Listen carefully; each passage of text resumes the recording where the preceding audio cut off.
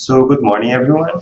Good morning. Very nice to have everyone here today in the middle of a long weekend. So we are getting started to our Thanksgiving, right?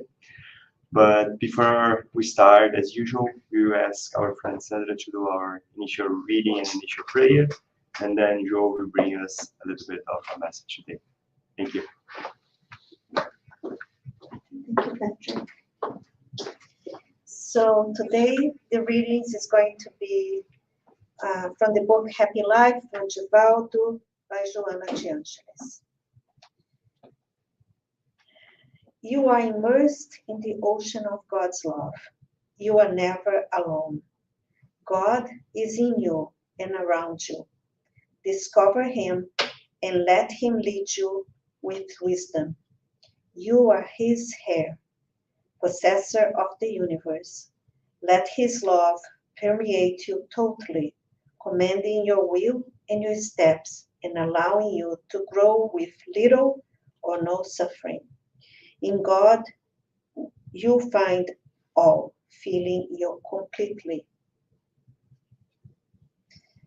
So let's close our eyes, elevate our thoughts to God, our Creator, to Jesus, our Master of love, our guiding light, and ask Him to open our minds and our hearts for the lesson that we'll be sharing here today, that we may not only listen, but understand and put those lessons in our daily lives.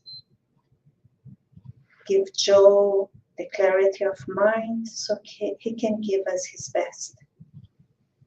Protect those who couldn't come here today, those who are watching us through the internet, and the city of Toronto and all over Canada. And that's our wish and our love for all. And so be it. Sure.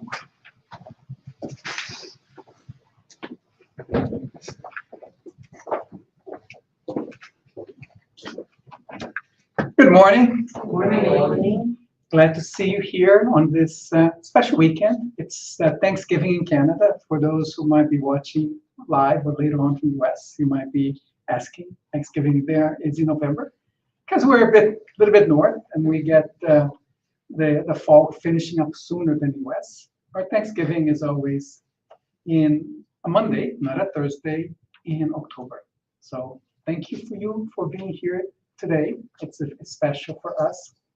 And Thanksgiving it's a special holiday, right? Because from our Christian faith, we have the big ones, right? We have Easter, we have Christmas, where we celebrate Jesus, we celebrate the coming to earth, his birth and his death, and the meaning of this. So it's a very kind of a time for us to think about our Christianity, about what we try to be, who we want to be along the way. Thanksgiving, on the other hand, even though it comes a bit from a tradition of thinking, of providing grace for the harvest and for the things that the earth has given us, and the earth obviously has been given to us by God as a loan for us to use and take care of. It's also a moment of reflection, of us stopping for a little while with our families and our friends to reconsider or to reflect on the good things that we have been given. Whether it's our presence to be there with family during this day, or health, or our sanity, mental health as well. And even from more of a spiritist perspective, thanking God and our good spirits for the challenges that they give us. because it's through these trials, through these difficulties that we face and that we survive and we move on, that we learn. We learn how to be a little bit better and a little bit of a step in that evolutionary journey that is going to be our entire existence. And we share this with other spirits, incarnated spirits, who are at the same kind of place that we are. We're helping each other to be thankful for all the gifts that we receive. Not only, well, especially, it's not about material gifts, but everything else that is important. Specifically about the lecture, today the lecture is going to be a passage from the book Jesus in the Home. Right? I do hope that you all have had a chance to see this in English or in the original Portuguese. And I'll talk a little bit about the book before we start. We'll be discussing today chapter 9, The Messenger of Love, which is a perfect topic for this weekend.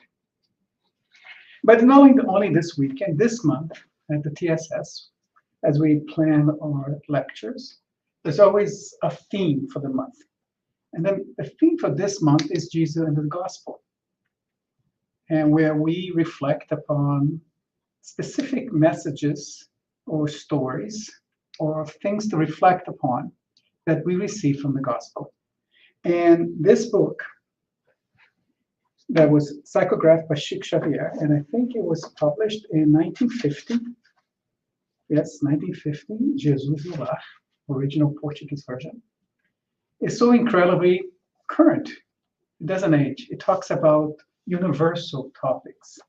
It talks about things that are important regardless of where we are, whether here in Brazil or anywhere, what time, what time we are, whether we're in 1950 or 2024, and ourselves, right? How we have aged in the various years and how each of these messages are kind of understood by us. And we come back to them over and over because every time we read them, it's a little bit different.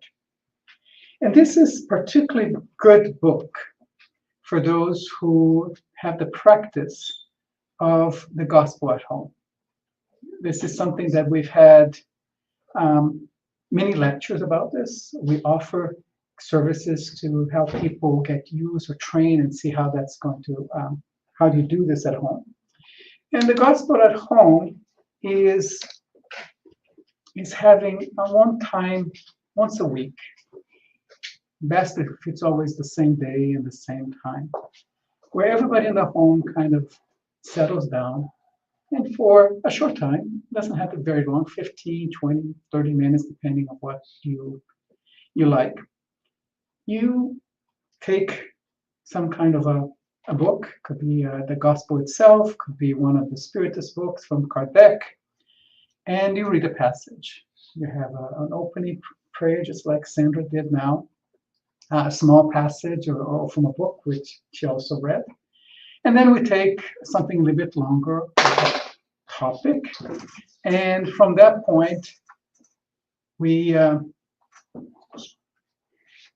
reflect on it, and we open the people who are there to discuss it a little bit, see how they interpret and what it means to them, the passage that was done.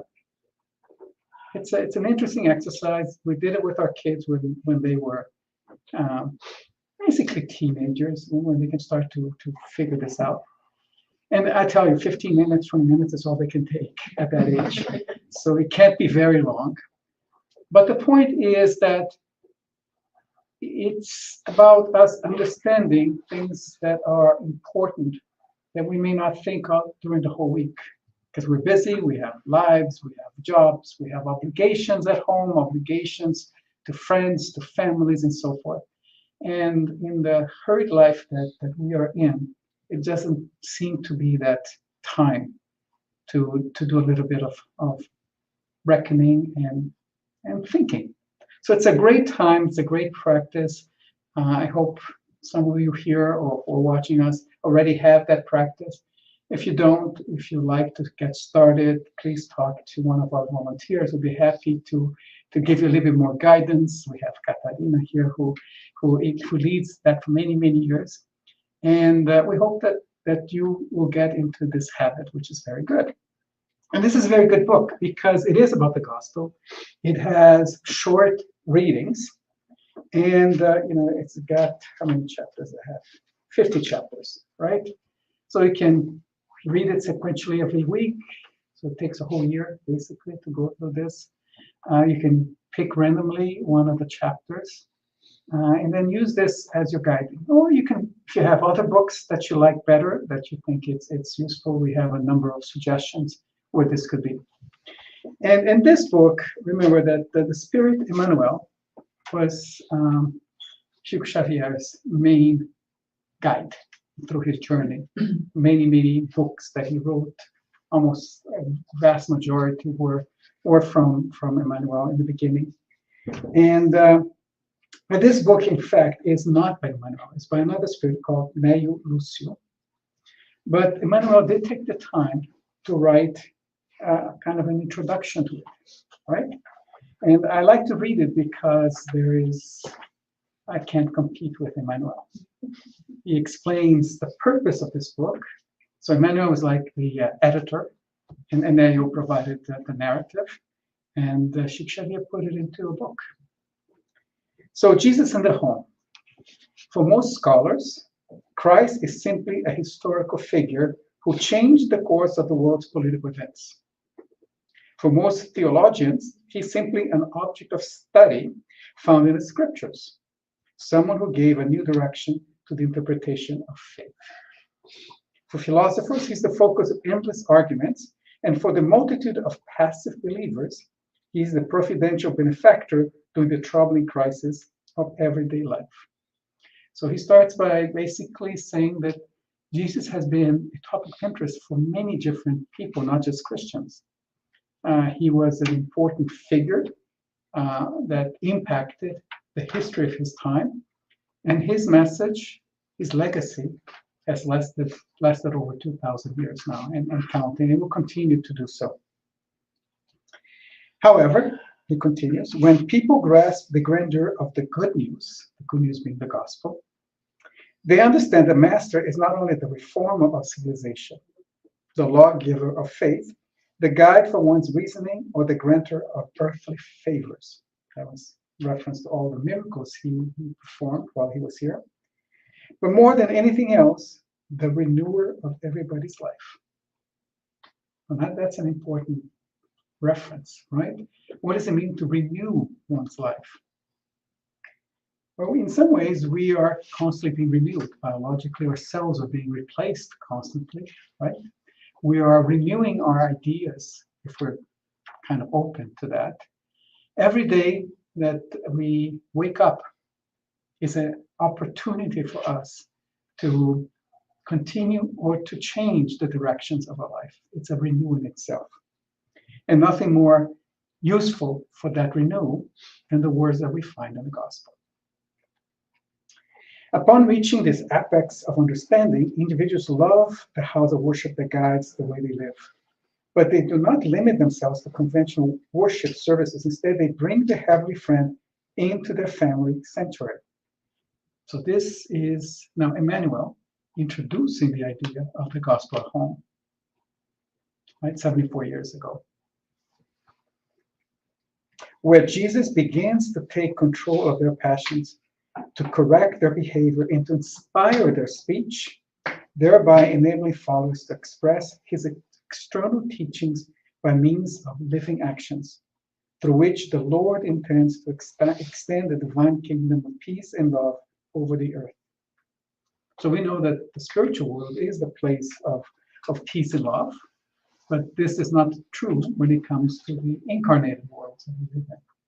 We still live in a world where we're very immature, yet in our growth phase, still trying to understand the divine laws and how how to continue our progress. When the gospel enters the home, the soul opens the door to divine master more easily. So this is not about indoctrination. This is not about us saying that you have to have a specific religion, that you have to be Christian, right? The message is universal. The gospel is a guide. We can choose to follow as much, which is better, or as little that we are able to in our current situation. We're all imperfect. We all sin. We all make mistakes. But by having this weekly kind of idea of reflection, it helps a lot. Today now, that nearly 20 centuries have passed since the first fruits of the good news, the gospel, Simon's house has become the entire world. Jesus continues to speak to disciples of all latitudes. May his incisive and gentle voice write in the book of our soul the renewing lessons that we need to face for the future, thereby making us active sowers of his infinite love. Such is the greatest happiness to which we can aspire. So this was psychographed in Pedro Leopoldo, Spirit Emmanuel, October 3rd, 1949, 75 years ago. So here's the challenge to us. Here's the ask, right? Bring the gospel into your home. Don't just do it when you're here on Sundays, right? Or if you go to a different church, a different temple, bring it to your home. The home is the most cherished and important place where that should be. And why not bring this jewel, this blessing of the message of the gospel into your home?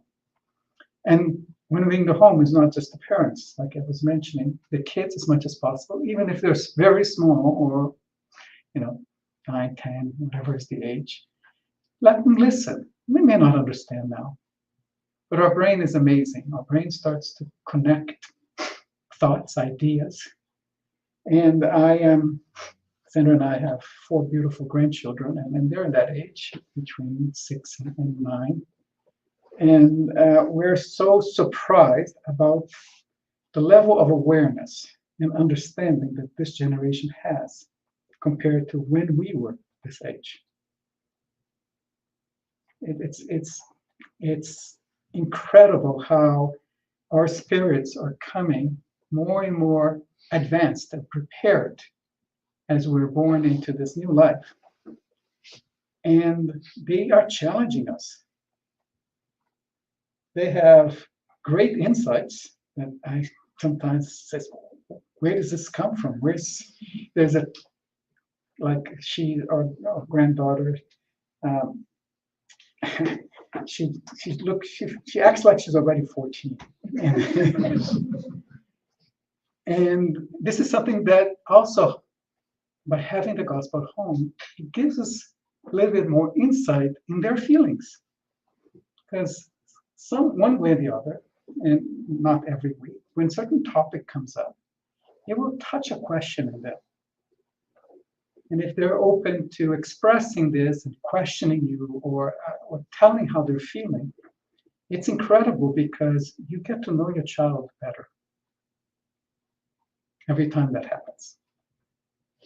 So in the spirit of what Emmanuel told us, the spirit of this weekend, that is the Thanksgiving weekend, and the fact that this is a home, this is the TSS home, what I'd like to suggest, or rather than me just speaking here and then giving you the lecture as we usually do, I'd like to do a bit of gospel at TSS today on this chapter that was assigned to me, chapter 9. And as I said, it's a wonderful chapter because it's the messenger of love. So I do encourage you, I'm going to start reading the way that we would do at home, and stop and reflect on what that phrase or that paragraph is telling us. And I'd like you to also participate in that exercise. Let me know what you think, what's your thoughts, and we'll see how that works out.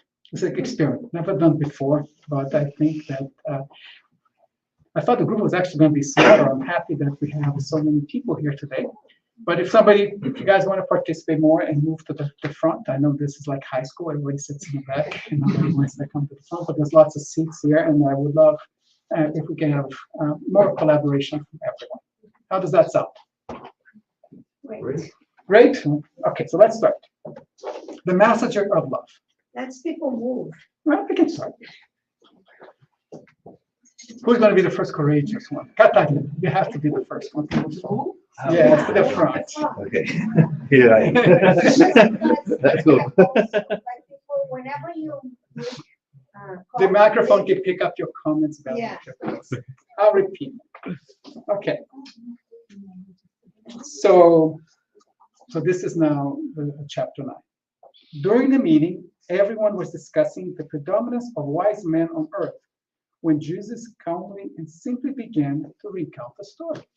So a lot of the chapters in these books are narrated not as direct quotes from the Bible, but stories that the spirits tell us that Jesus also told us.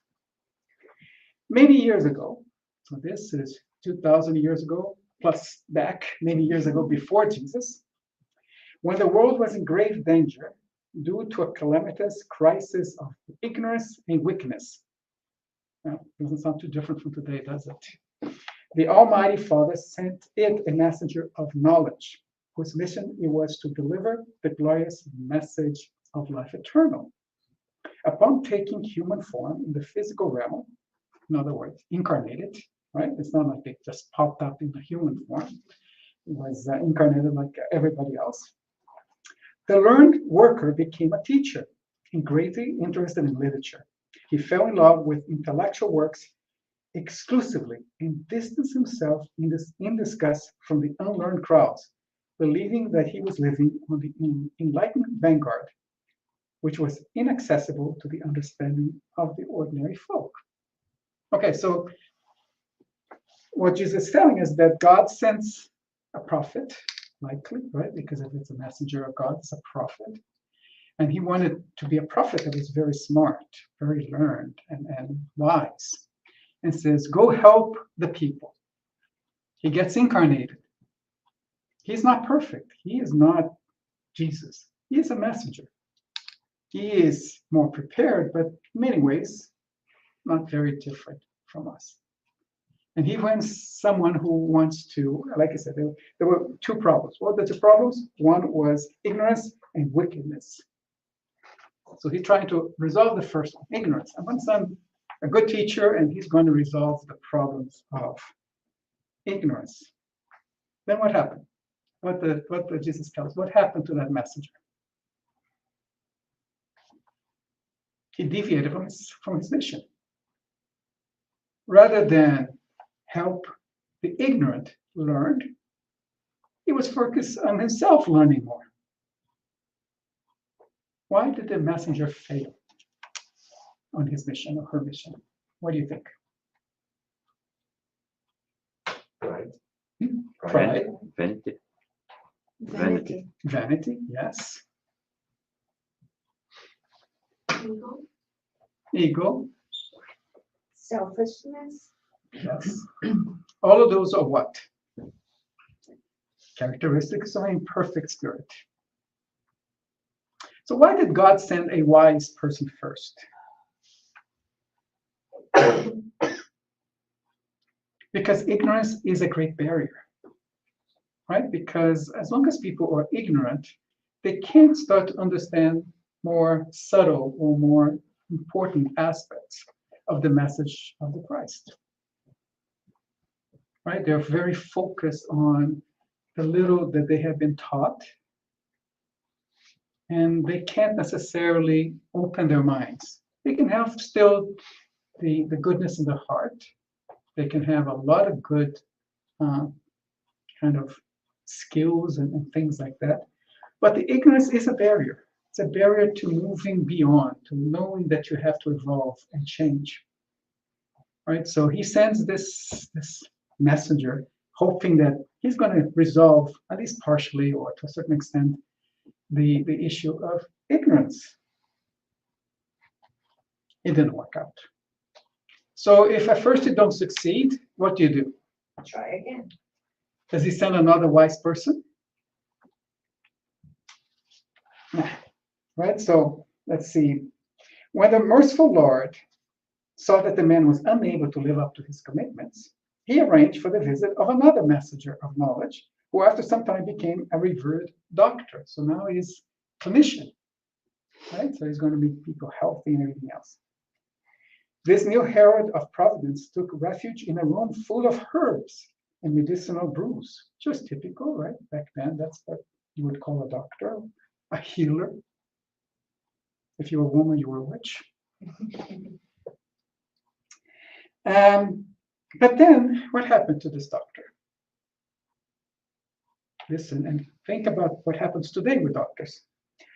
Only showing an interest in helping important patients who were able to pay him handsomely and stating that common folk were too broke to be of interest to him. So the all-caring father, okay, so number 2 failed again. What was his kind of sin? Greed. Greedy, selfishness. Yeah, basically he wanted to get paid.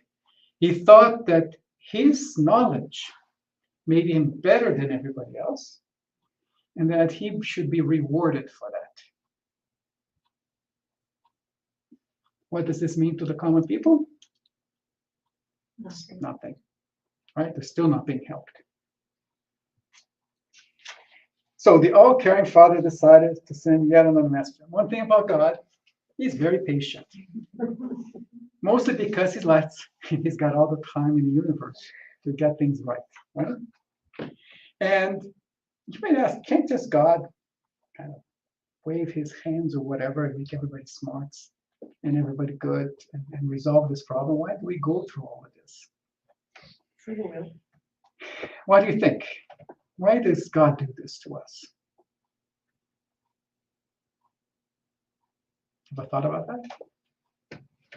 So we can test everything that we are learning. Yes. He wants us to evolve. So Yes, he does, but why? He wants us to learn by ourselves. Yes. He wants us to give the new learning more power than if he gave it to me. True. But why? Free will. Yes. But why doesn't he just, I mean, he loves us. Why doesn't he just give everything to us? Well, I'll make it easy. It's a mystery. We really don't know, right? We do know what we have been given. And this is the path. This is the direction that he has chosen for us. He knows the reasons. And that particular reasons, there's a lot of explanations that we heard here, but it may be something else. He might have bigger plans for us as we go to the next levels of evolutions that we don't know. But we have to go through this process first. In any case, 2 strikes. Here comes the 3rd one. So the messenger of knowledge, the 3rd one, was a warrior, right? But this one he used his sword of reckoning with great skill. He sided with cunning and vengeful men, and shunning the meek and the poor, he stated that the only purpose for such people was to point to the glory of bloodthirsty conquerors. Not very good, is it? God needed to learn how to pick his messengers better. But again, it's a reminder that we're all imperfect spirits. We all come to this life and every life with a purpose. And it's so easy to deviate from our journey. It's so easy to miss the point. It's so easy to fall in old ancient traps of our vices, of our failures. And that disappoints God, obviously. But more importantly, and here's the catch, he will disappoint us. Put yourself in the shoes of these messengers. who were given a mission by God, and they failed, and then they discarnate and they go back to the spiritual world. And then they go back and look at their orders and say, oh, that's what I should have done, and I failed. It's a terrible, terrible reckoning that we must have with ourselves. And that, in fact, topic for a different lecture, is the foundation of the umbral. What we otherwise would know as hell, or purgatory, more likely. It is not a place that exists on its own. It's a creation of our angst with how we have failed in our missions. We create that place and somehow to reflect and in some ways punish ourselves for our failures. The good news is that we don't stay there forever. But the more you deviate from your goals, the more difficult it will be. Saddened by so much failure, the Supreme Lord sent yet another missionary of knowledge who soon became an excellent musician. Well, that's because we use arts. Let's use arts to get the ignorant to move up and enjoy the beauty of the sound, the feelings that come with it, the goodness that we get from all of this. But he confined himself to rich and lavish halls, composing music that intoxicated ephemerally happy people's heart with pleasure, and vowed that the populace would not seduce his abilities, which he believed to be exceptionally advanced for his time. Again, pride, greed, all coming. These we know that these are the toughest kind of vices that we need to overcome. And obviously these 4 messengers, handpicked by God, still couldn't do it.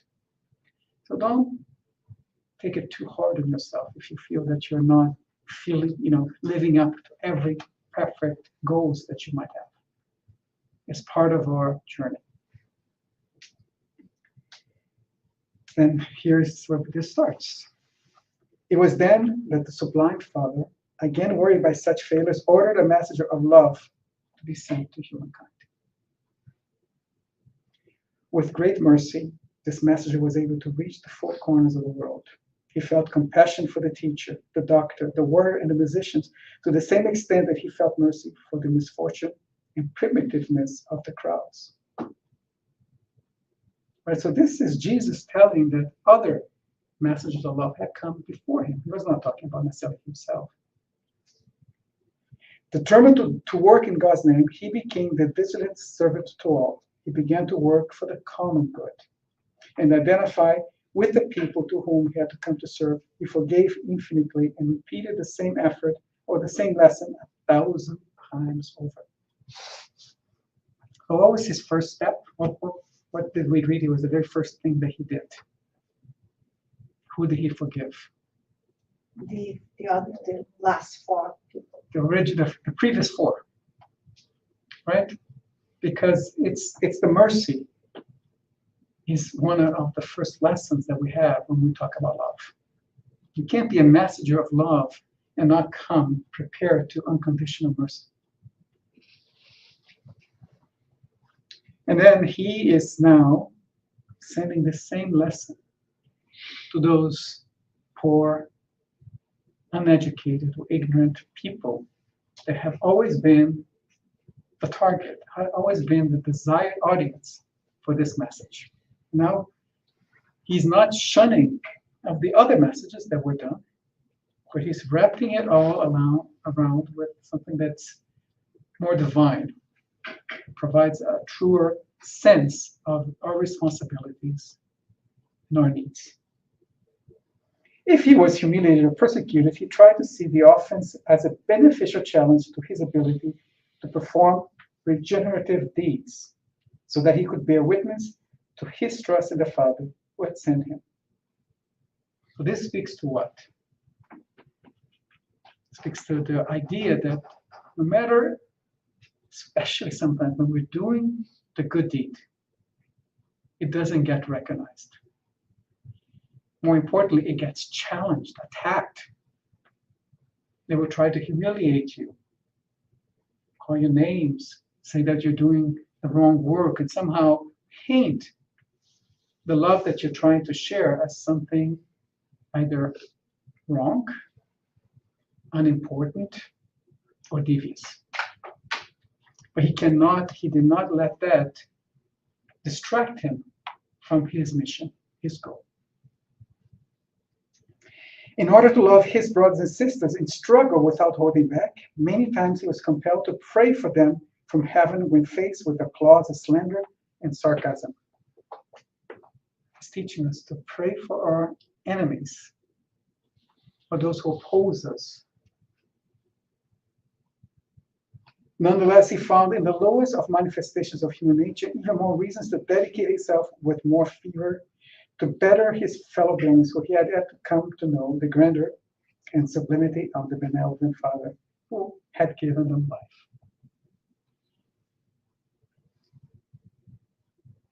So that's a great part of this. How do you teach love? By example. Exactly. And the examples can be difficult because if you're doing it in some ways by faking it, faking charity to look yourself good, people will see through you.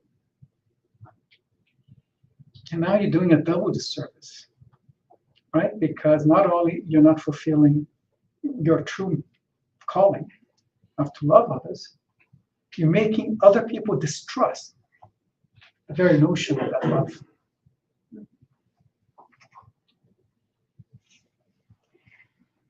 Thus, it was that by making himself the least of all, humbleness, he was able to light the renewed flame of faith and pure kindness in the hearts of earthly creatures, uplifting them to the highest level, thereby winning a complete victory in the divine mission to what he had been entrusted. So this fourth messenger, was able to start doing his part. And I think we have to reflect a little bit. Who do you think you are among these four messengers? Right? It's easy to say, well, I'm the messenger of love because I love everything. That's not true, right? There's a lot of each one of these messengers in us. The wisdom, right? We're fortunate, the people in this room here. We're more educated than the vast majority of the population of this planet. We have given opportunities that many can only dream of. So we have wisdom. We're learned. We have gone to school. Some of us more than others. Are we not subject to the same pride, ego, feeling of superiority that we might have sometimes when we see someone who's not ignorant, or who's not as what we think is ignorant? We don't see any qualities in them. We make jokes, we put them down. Often we try to use them somehow, take advantage of them financially, sometimes by conning the less learned. How about the warrior? Alpha male, right? I'm going to be strong. I'm going to impose my desires, my wishes on others who are weaker than me because I have trained. I'm a trainer. I take care of my body. I'm stronger. And thus I have to be rewarded for that. So in many ways, we are all messengers.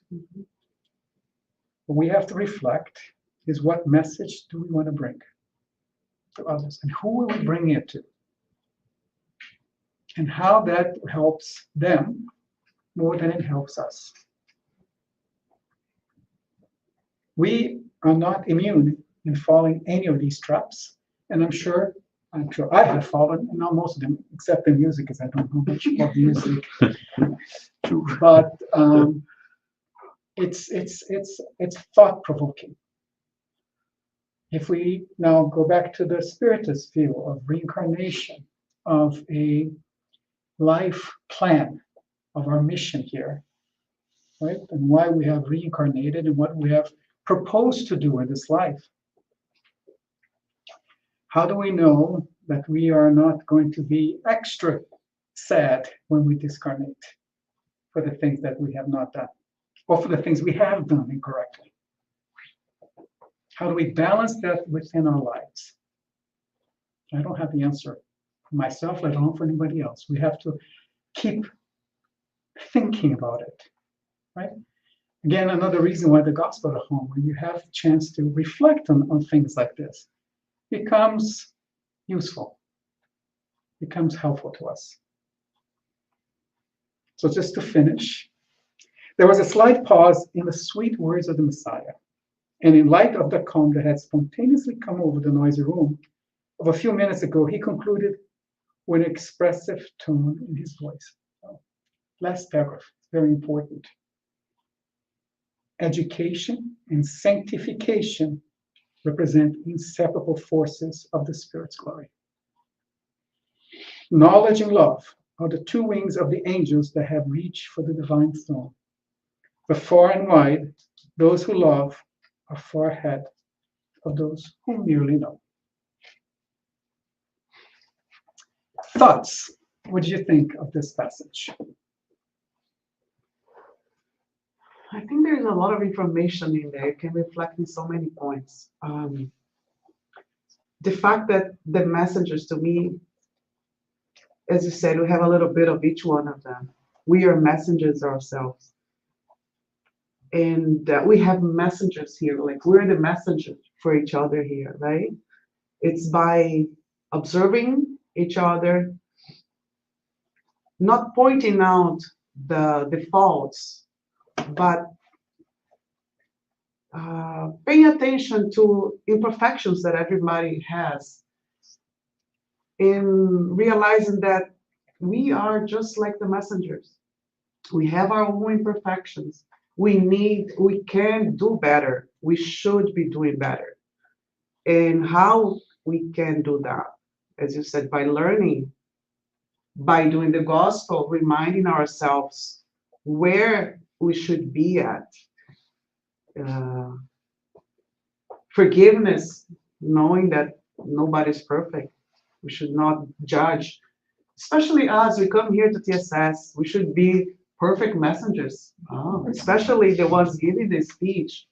But we're not, right? So should we just... Sorry? Is my perfect? Oh, there you go. That's why he's there. It's a bias. So I'm just like listening and seeing how it reflects to each one of us, and it's eternal learning.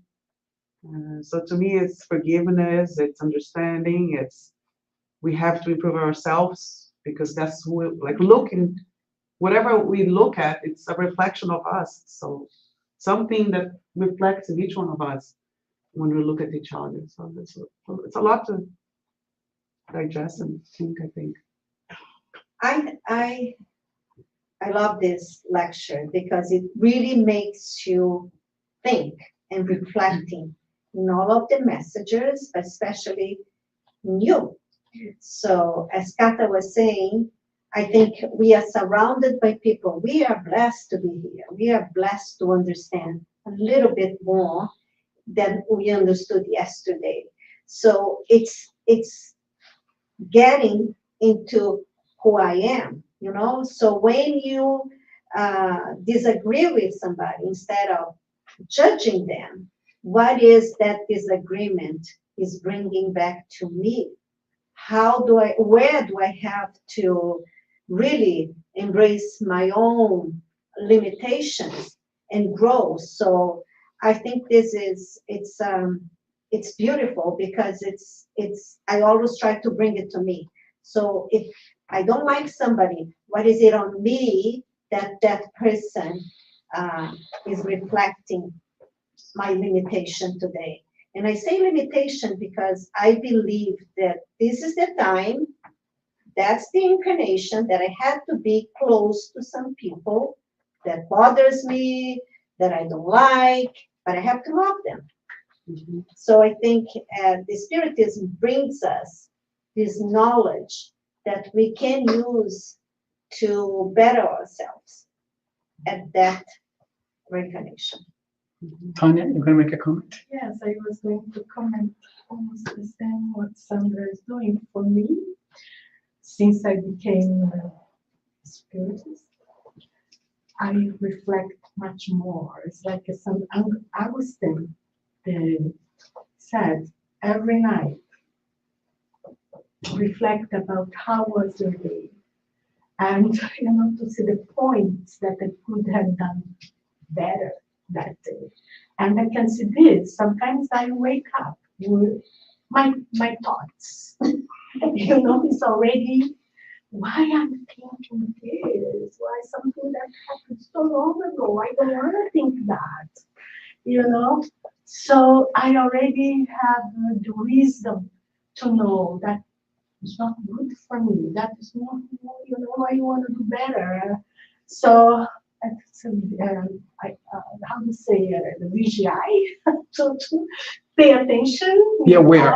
Yes, be aware, and go to the supermarket. If the cashier don't talk to you very nicely, I already have the wisdom not to reply what they have said. Just maybe it's a hard work. I seen the other way. That is already, I think it was a big improvement for me. I don't reply or, I think this is what I see on me. I improved, and every day it's an exercise. Not sure if all of this was picked up by the microphone, because Tanya tends to be speaking a bit lower. But she was talking about the passage, and I think it's in the Gospel of St. Augustine, where he kind of challenges us to reflect at the end of the day on what we did right and what we did wrong, what we could have done better. So it's an immediate accounting of our acts, not at that point, not to judge, but to reflect how we could have done better and how we will avoid the same pitfalls and mistakes the next day. That's a great exercise. It fits well with the idea of the gospel at home, because then when you're doing the gospel, sometimes we bring some of those mistakes that we made or failings. And part of the reflection is, why do we keep doing them? What drives us to be rude, not so gentle or understanding with others? Why do we judge people so easily and so forth? This is all part of the main message that we always try to bring here every week with our lectures, is that one of transformation and improvement, growth, progress for our spirit, but we cannot do it alone. It's not like the philosopher that is described in this, that he or she might be finding great thoughts, great ideas about philosophy and purpose of things. But if you're not sharing this, if you're not helping others, you will not be able to evolve as well, because we're all in some ways stuck together. We're here together for a purpose, and this is what we have to continue to remind ourselves as we try to improve how we deal with others, especially, and how we can help others without being overbearing, without being patronizing, without being kind of selfish and trying to show that we're good by doing those things. We should do this because it's the right thing to do, not because we will be rewarded somehow. Any other comments, questions? I find like watching the story, how he pick this specific the knowledge, the warrior, the doctor. It should have some importance in have those qualities, right? And I think the mistake there is the lack of balance in how they use it. So putting the lesson together, maybe that's what the last one come to show us, right? It's you need to work towards those qualities, but there is a balance between how you use them, right? So you can't be a doctor if you don't have the patient. Right? So you don't need that guy. So you have to respect that there is place to. Right? So true. And this symbolism of the two wings is used very often in Spiritism. whether to describe the fact that a bird has two wings, cannot fly with just one, right? You need both wings. And here, Jesus telling us that the one of love, of understanding, of kindness is a bit more important than the one of the knowledge. And then he also describes that this is not for birds, but for angels. And who are the angels? They're us in the future, as we evolve into the next levels of progress and growth. Any other comments? Oh, Questions? questions, comments, criticisms? I hope that you have somehow, if those who don't do the gospel at home, that you may be inspired to try to see how it works out with your partner, with your family, even if you're by yourself. It's also very helpful. And if you're by yourself, when you're doing the reading, read it out loud. Then you can reflect quietly if you like. I just want to say that sometimes we come to the spiritual center just to get a pass, because we need a pass. The way I see the gospel at home is as you mentioned the word blessing, it is a pass, it's a blessing for our home. So, sometimes we have people that want to do the fraternal assistance. I need a pass, I'm not feeling well. This is a weekly pass to your home. It is, it's a cleansing. Yes. It is a total cleansing, because when we are doing this, the spiritual group that is with us, that they come every week at that certain hours, and that's how you have to do. And if you want to know more, please do call Kata, or I can help too if you need. It's that when we are doing this, while we are doing this, they are there. They are taking all the energy that we sometimes create. That's not good for us, with our fears, with our anger, whatever it is.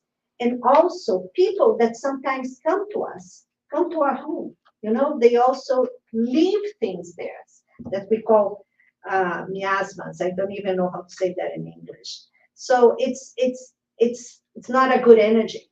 So when we are doing this, we are cleansing, we are clearing our house from all those energy that sometimes we bring it with us when we are, and sometimes we can even bring spirits too. So when we are doing this, you are sending the spirits that are not supposed to be in our homes.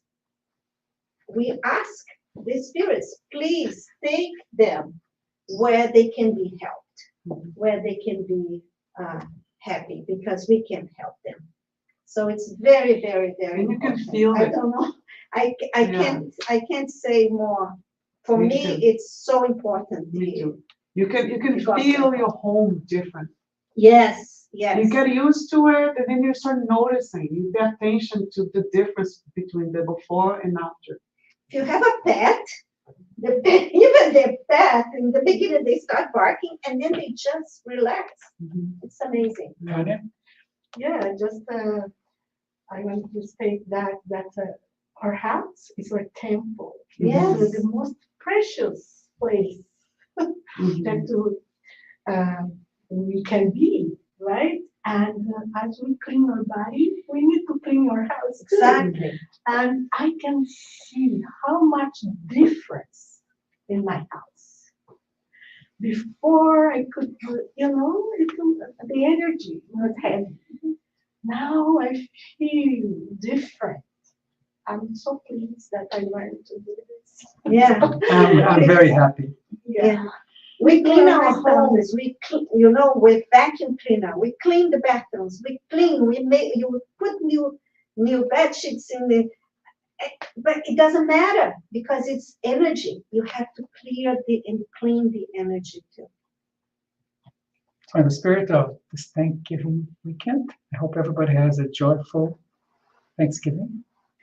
For those who are with family and friends, enjoy the moment. For those who might be alone, remember that you're never alone. That we will be in our thoughts.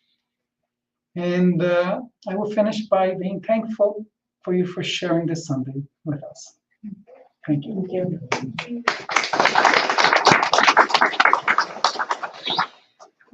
So thank you, Joe, for this lecture slash discussion. I think it was very good for everyone. Thank you, everyone that was with you here on the internet. And then we will start being prepared for our passes.